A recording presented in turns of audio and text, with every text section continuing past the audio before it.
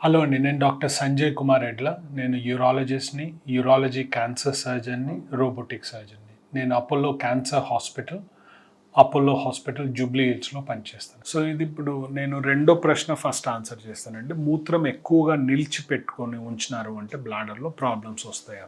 Okay. So, ఇప్పుడు మనం నార్మల్‌గా మూత్రం తీసుకున్నామంటే ఫ్రెష్‌లీ వాయిడెడ్ అంటే బ్లాడర్‌లోంచి నార్మల్‌గా క్లీన్‌గా తీసుకున్నామంటే ఇది స్టెరైల్ ఉంటుంది. ఓకే. దాంట్లో ఏమీ ఇన్ఫెక్షన్స్ ఉండవు, అంత బాగుంటుంది. ఓకే.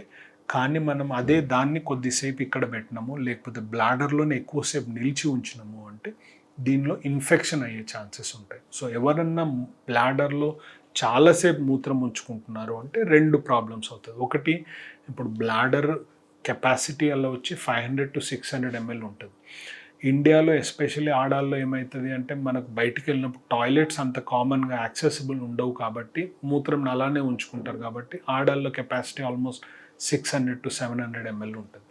అది అలానే మనం మెల్లిమెల్లిగా స్ట్రెచ్ చేసినాము అంటే అప్పుడప్పుడు వాళ్ళకి బ్లాడర్ ఎంటీ చేయడం అన్నది కష్టమవుతుంది. ఓకే. సో కొద్ది వరకు ఓకే, మనకి అవసరం కాబట్టి ఓకే, కానీ క్రానిక్గా బ్లాడర్ని అలానే ఉంచుకున్నాము అంటే ఇన్ఫెక్షన్స్ రావడం మొదలవుతుంది. దాని వలన బ్లాడర్ సరిగ్గా ఎంటీ కాకపోతుండొచ్చు. ఓకే. ఫస్ట్ ప్రశ్న వచ్చేసి ఆడాళ్ళల్లో యూరిన్ ఇన్ఫెక్షన్స్ కామన్గా వస్తాయా అంటే డెఫినెట్గా యూరిన్ ఇన్ఫెక్షన్స్ కామన్ అండి. ఎందుకు అంటే ఇప్పుడు నార్మల్గా ఆడాళ్ళల్లో ఆ వాటర్ ప్యాసేజ్ యురీత్రా అన్న లెంగ్త్ చిన్నగా ఉంటుంది, 4 cm ఉంటుంది. ఓకే. సో బయట ఏదైనా ఇన్ఫెక్షన్ ఉన్నా కానీ బ్లాడర్లోకి వెళ్ళడానికి ఈజీగా ఉంటుంది. రెండోది ఏమి అంటే నార్మల్గా ఆ మూత్ర ద్వారం దగ్గర బాడీలో ఉన్న హార్మోన్స్ వలన అక్కడంతా చాలా యాసిడ్ లాగా యాసిడిటీ ఎక్కువ ఉంటుంది. ఎక్కడ వాటర్ ప్యాసేజ్ దాని చుట్టుపక్కల. ఒకవేళ ఎవరికైనా హార్మోన్స్ సరిగ్గా లేవనుకోండి, ఇప్పుడు హార్మోన్స్ సరిగ్గా ఎప్పుడు ఉండవు, పుట్టినప్పుడు హార్మోన్స్ సరిగ్గా ఉండవు, పీరియడ్స్ మొదలైనప్పుడు హార్మోన్ సరిగ్గా ఉండదు, సెక్షువల్ యాక్టివిటీ పెరిగినప్పుడు హార్మోన్ సరిగ్గా ఉండదు, పిల్లలు పుట్టినప్పుడు హార్మోన్స్ సరిగ్గా ఉండవు, మళ్ళీ పీరియడ్స్ ఆగిపోయిన తర్వాత హార్మోన్స్ అని.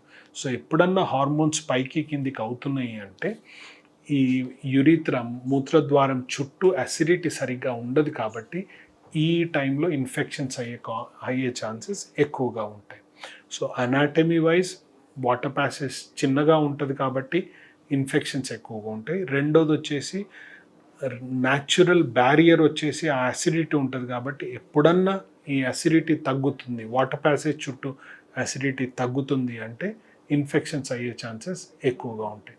మూడోది వచ్చేసి ఇప్పుడే నేను డిస్క్రైబ్ చేశాను, ఏంది మూత్రం ఎక్కువసేపు నిలిచి ఉంచుతున్నారు బ్లాడర్లో అంటే దాని వలన కూడా యూరిన్ ఇన్ఫెక్షన్స్ ఎక్కువగా అయ్యే ఛాన్సెస్ ఉంటాయి. లాస్ట్ వన్ వచ్చేసి ఇప్పుడు ఎల్డర్లీ ఉన్నారు అనుకుంటే 70-80 year old, వీళ్ళ పీరియడ్స్ కూడా ఆగిపోయి ఆల్మోస్ట్ 20 ఏళ్ళు అయినాయి అంటే ఆ మూత్ర ద్వారం చుట్టూ స్కిన్ ఎంతగానో ఫ్రెజైల్ అయిపోతుంది అంటే అక్కడ ఇంజురీ అంటే టేర్ అవ్వడం, స్కిన్ మొత్తము సాఫ్ట్ అయిపోయి దాంట్లో టేర్ అవ్వడం మొదలవుతుంది. దాని వలన అక్కడ చుట్టుపక్కల ఇన్ఫెక్షన్స్ ఎక్కువగా అయినాయి అంటే అవి మళ్ళీ బ్లాడర్లోకి పోవడం ఎక్కువగా అవుతాయి.